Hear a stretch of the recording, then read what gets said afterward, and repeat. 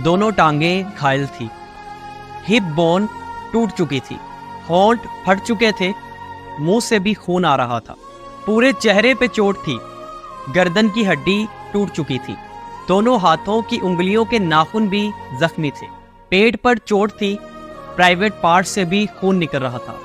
ये मैं नहीं कह रहा, डॉक्टर मोमिता की ऑटोप्सी रिपोर्ट कह रही है। पोस्टमार्टम में डॉक्टरों ने इन बातों का खुलासा किया है। अगर सुन के ही आपके रोंगटे खड़े हो चुके हैं तो सोचें जिस पे ये बीती होगी उसका क्या आलम हुआ होगा। इससे आगे डॉक्टर मोमिता की ऑटोप्सी रिपोर्ट ये भी कहती है कि ये सब कुछ जो तशद्दुद उनके साथ हुआ, ये तब हुआ जब वो अपने बचाव की कोशिश कर रही थी, जब वो मुज़ाहमत करने की कोशिश कर रही थी। जब डॉक्टर ने इसे अपने बचाव में नोचा अपने नाखूनों के जरिए, तो इस शख्स ने क्या किया, उस डॉक्टर के दाएं हाथ की रिंग फिंगर ही तोड़ डाली।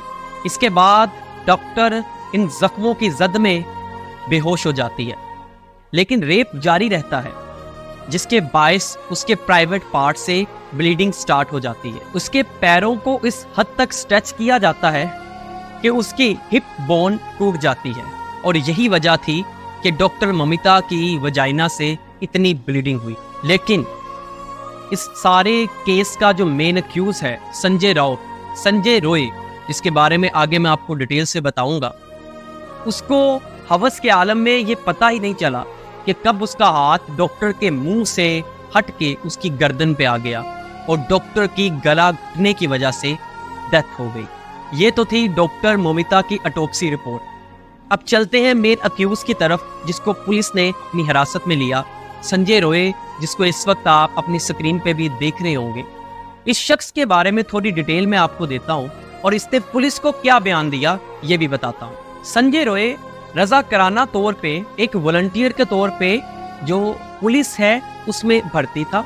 रज़ाकाराना तौर पे भर्ती का मकसद ये होता है कि इनको सैलरी तो नहीं मिलती, लेकिन जब भी कोई डिजास्टर होता है या पुलिस को एज ए वॉलंटियर लोगों की जरूरत होती है तो ये लोग आगे आ जाते हैं।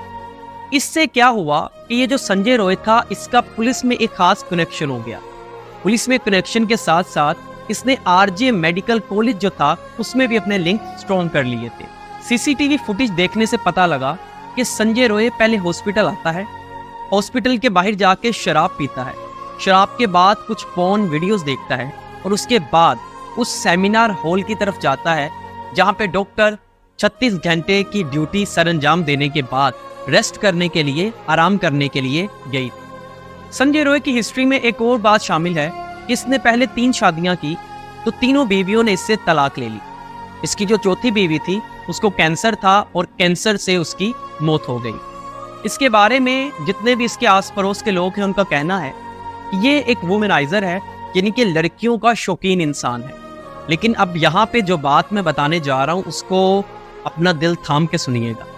जब संजय रॉय से इंटेरोगेशन हुई और उससे पूछा गया कि ये सब वाकये के बाद तुम्हें कोई पछतावा है कि तुमसे क्या हो गया, तो उसका जवाब था नो, मुझे कोई पछतावा नहीं है।